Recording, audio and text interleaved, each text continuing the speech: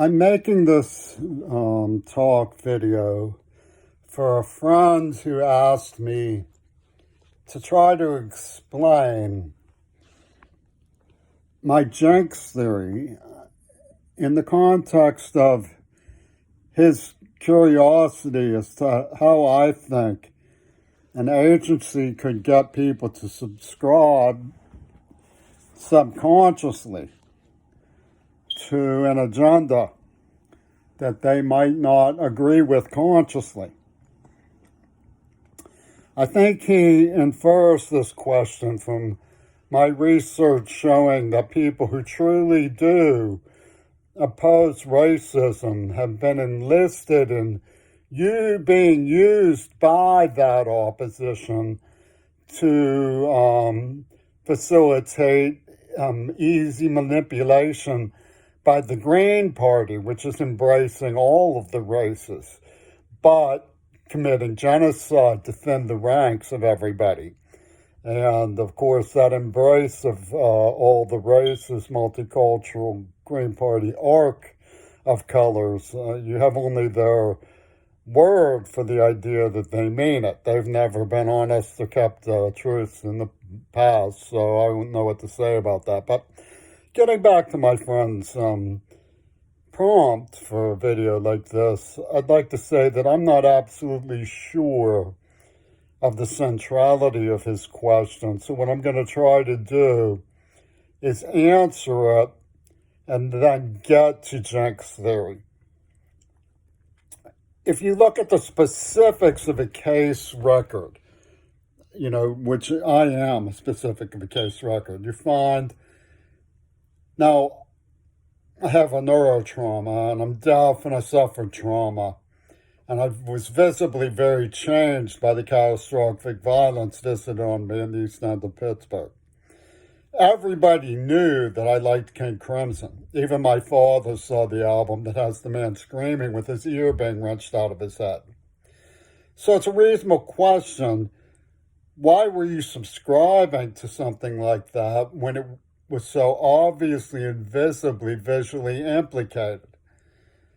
Why did it take you 12 years to identify that the people who played it for you were in neurosurgery, that the gang who inducted you to listen to that band were in fact themselves cunning and ruthless enemies of your father? Questions like that have a lot to do with the way the people perceive things from the media as being very impersonal. Even though my father was widely published and had seen the Beatles in an underground pub before they were famous, it was impossible for me to identify that they would have identified me and fixated on me personally. As a result of that, when I sought them out to talk to them, I thought that was the initiation of the encounter, which was very wrong. If you look at their second album, you begin to see an answer to my friend's question. It says archetypes that are associated with a man named Tamo de Jong. And the idea, I think, is to search for what the minimum representations in a human arc of eugenics would be. Now, what they chose was somebody who represented the power that usually sits on high, the intellectual, the white, the liberal, sort of hand me down and runt from Bush's ship. And they said, this is the one we'll sacrifice, and that'll make a gravy train of approval for all the others who are accustomed to being cut out and resented. They'll have a cowhouse. And the way they made that saleable to people who might intervene because of an affinity with me, saying this person has rights under constitutional law, he's been severely injured, he didn't know what they were doing. Well, they say, well, that's the whole point, we want an innocent person. Well, you can't do that to an innocent person, somebody might interject. So you have all of those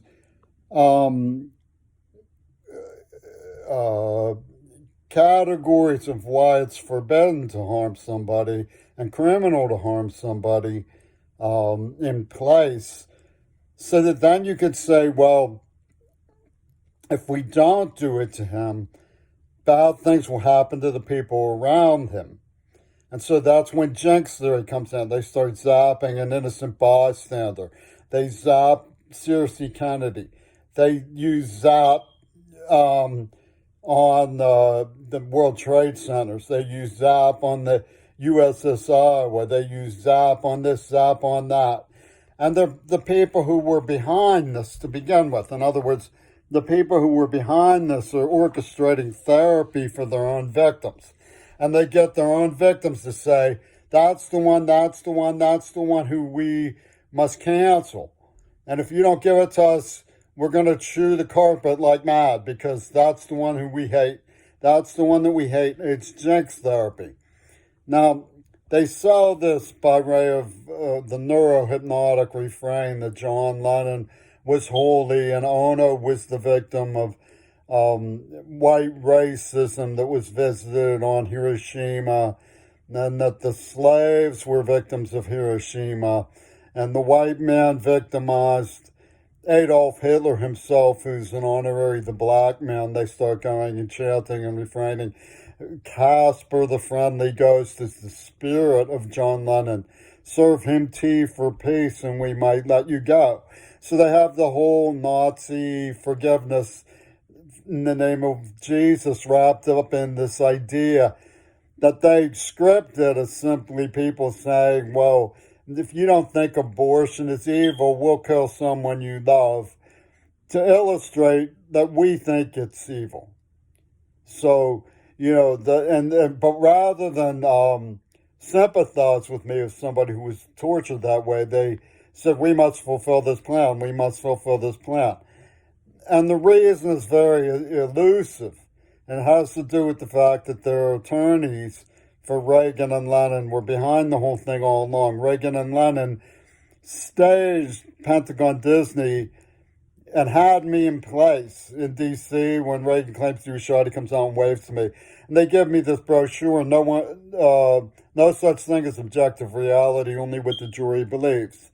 And they have, Trumpy-tuned Disney stuff that allow them to make it look real. Hollywood is very ingenious.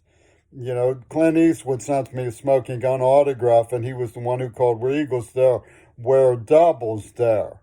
So, it's clear what has to be considered, and they say, well, if that's a fallacy, we demand fulfillment. So they're saying, they use the name Clemente, and they send in Rosa to go for my throat while pretending that she was concerned about what I'd learned.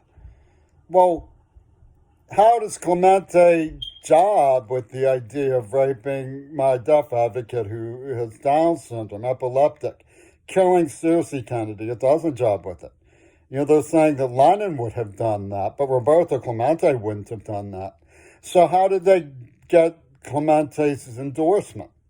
The endorsement of the Roberto Clemente Museum is just assumed by all this stuff. And the way they got that is that nobody dare say that Lennon was behind it. If you dare say that Lennon behind it, you should be locked up as crook.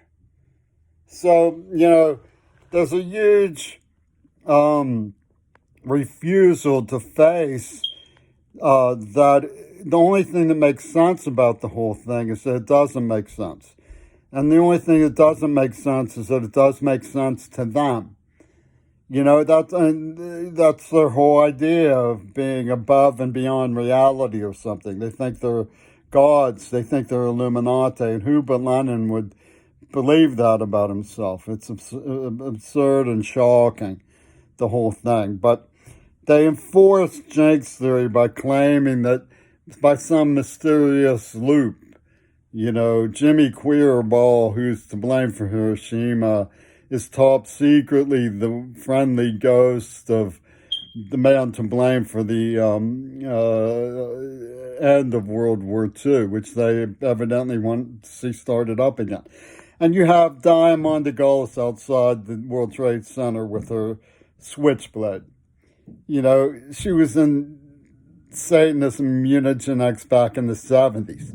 Her namesake called me the day they claimed John Lennon died. I mean, you ignore those things at your own peril. You really do. And I think COVID is a good sign of how perilous it is to ignore that. You know, I'm very sorry that I can't get anyone to understand, but I don't say I didn't try. I really have tried my level best to convey what I have seen and heard and gathered as a researcher, a detective, and as a person of grave curiosity about all of this.